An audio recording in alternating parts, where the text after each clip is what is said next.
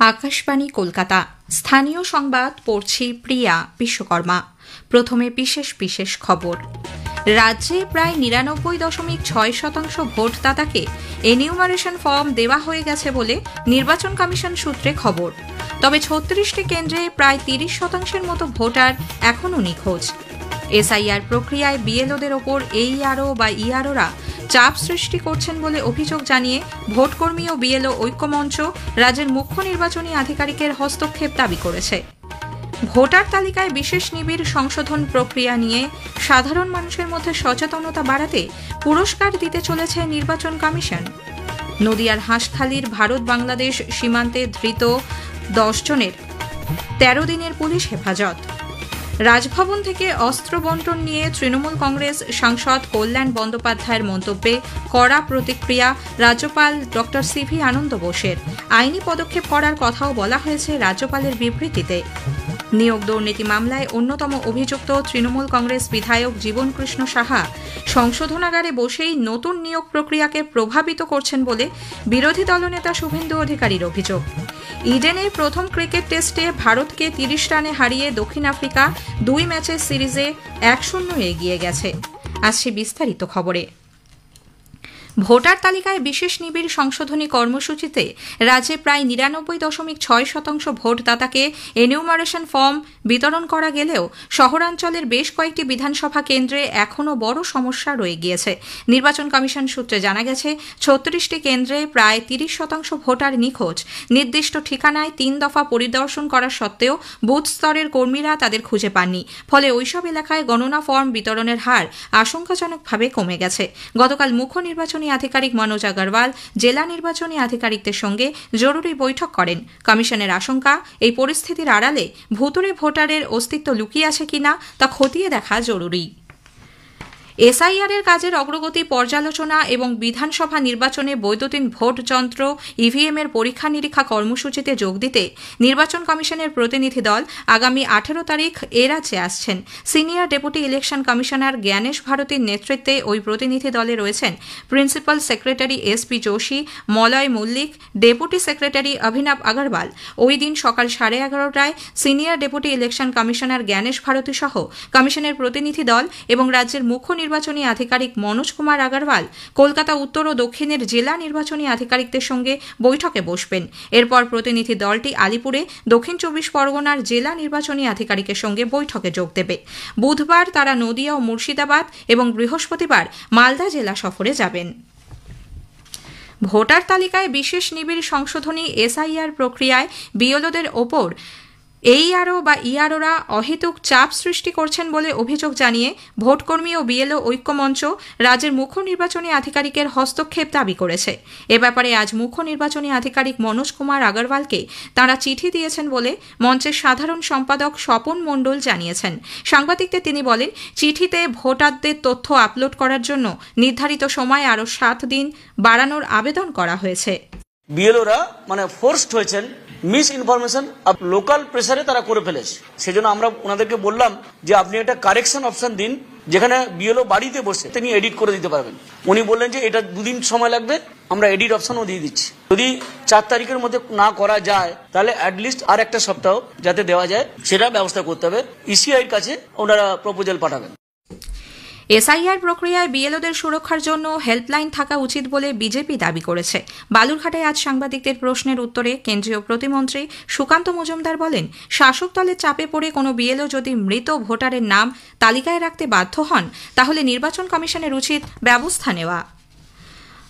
SIR প্রক্রিয়া নিয়ে সাধারণ মানুষের মধ্যে সচেতনতা বাড়াতে সক্রিয় অংশগ্রহণের জন্য পুরস্কার দিতে চলেছে নির্বাচন কমিশন।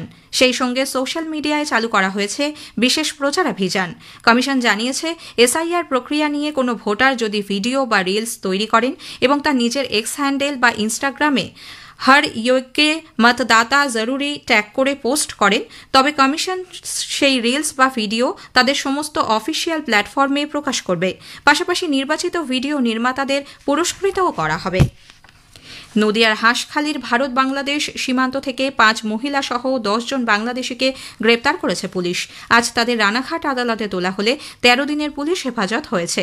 গতরাতে এলাকায় সন্দেহজনকভাবে তাদের ঘোরাঘুরি করতে দেখে সন্দেহ হওয়ায় জিজ্ঞাসাবাদ করে পুলিশ। জেরায় অসঙ্গতি মেলায় তাদের গ্রেপ্তার করা হয়। ধৃতরা বাংলাদেশের যশোর জেলার বাসিন্দা বলে জানা গেছে। তাদের কাছে কোনো বৈধ কাগজপত্র মেলেনি। স্থানীয় সংবাদ শুনছেন আকাশবাণী কলকাতা কেন্দ্র থেকে। রাজভবন থেকে অস্ত্রশস্ত্র বন্টন করা হচ্ছে বলে শ্রীরামপুরের তৃণমূল কংগ্রেস সাংসদ কল্যাণ বন্দ্যোপাধ্যায়ের মন্তব্যে কড়া প্রতিক্রিয়া জানিয়েছেন রাজ্যপাল ডক্টর সিভি আনন্দ বোস। সাংবাদিকদের মুখোমুখি হয়ে রাজ্যপাল বলেছেন, এই ধরনের কুরুচিকর মন্তব্য সাংবিধানিক একটি প্রতিষ্ঠানের মানহানির সমান। এই অভিযোগ প্রমাণ করতে না পারলে সাংসদকে বাংলার মানুষের কাছে ক্ষমা চাইতে হবে বলে রাজ্যপাল জানান। Criminals of a particular political party are being harbored here. These are all wild allegations which has to be met with appropriate action by the appropriate authorities.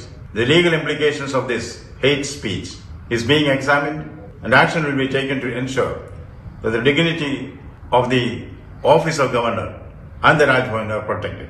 As Shakespeare said, I can describe Mr. Banerjee's statement by a Shakespearean words, tale told by an idiot, full of sound and fury, signifying nothing.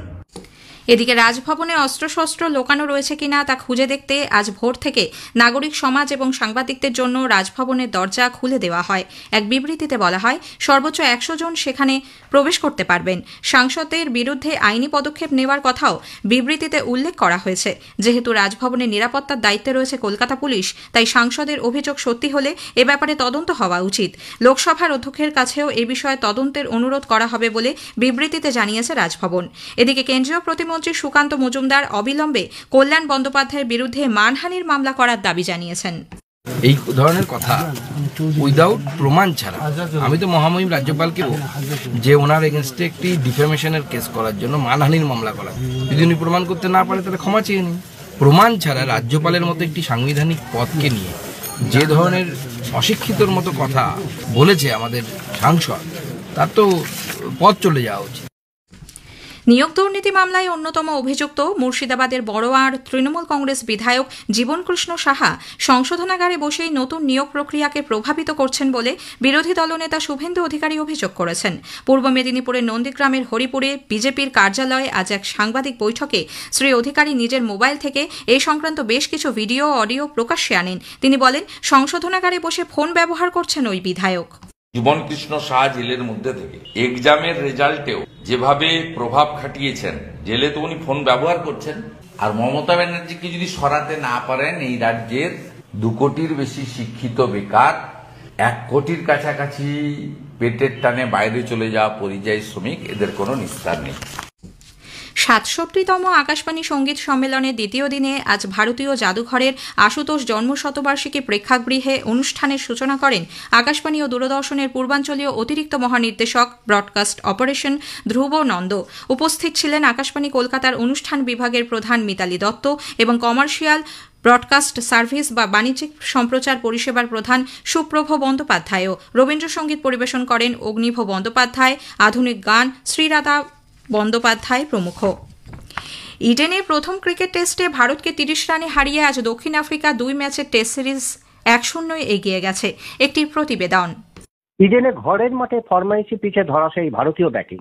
নিউজিল্যান্ডের কাছে টেস্টের home সিরিজে হারের শিক্ষা না নেয় 2.5 দিনে 30 রানের জঘন্য হার ভারতের। দলের 4 স্পিনার খেলিয়ে 3 নম্বরে কোনো প্রতিষ্ঠিত ব্যাটসম্যান না নিয়ে দল গঠনে চমক দিতে গিয়ে হেরে গেল ভারত। স্পিনিং উইকেটে বিশ্বের তথাকথিত সেরা স্পিনিং আক্রমণের বিরুদ্ধে টেস্টে কিভাবে রান করতে হয় তা চোখে আঙুল দিয়ে দেখিয়ে দিয়েছেন দক্ষিণ আফ্রিকার অধিনায়ক তেম্বা বাভুমা। দ্বিতীয় ইনিংসে তার সংযমী অপরাজিত 55 রান এবং অষ্টম উইকেটে করবিন বস বোলারকে সঙ্গে নিয়ে 44 রান তোলাটাই লিডারের টেস্টের টার্নিং পয়েন্ট। অন্যদিকে টেস্ট ক্রিকেট থেকে রোহিত শর্মা ও বিরাট কোহলি অবসরের পর ভারতীয় ক্রিকেটে টপ অর্ডার ও মিডল অর্ডার কতটা ভঙ্গুর তার প্রমাণ কলকাতা টেস্ট। হাতে 2.5 দিন সময় থাকা সত্ত্বেও 124 রান তাড়া করতে গিয়ে 93 রানে ইনিংস শেষ হওয়ার পর ভারতীয় ব্যাটারদের টেস্ট ম্যাচ খেলার মানসিকতা নিয়ে বড় প্রশ্নচিহ্ন উঠছে। অরিজিৎ দত্ত, আকাশবাণী সংবাদ, কলকাতা। কল্যাণীর বেঙ্গল ক্রিকেট একাডেমি গ্রাউন্ডে রঞ্জি ট্রফি ক্রিকেটের প্রথম দিনে বাংলার বিরুদ্ধে অসম প্রথম ইনিংসে 8 উইকেটে 194 রান করেছে। শেষ করার আগে স্থানীয় সংবাদের বিশেষ কিছু অংশ আরও একবার।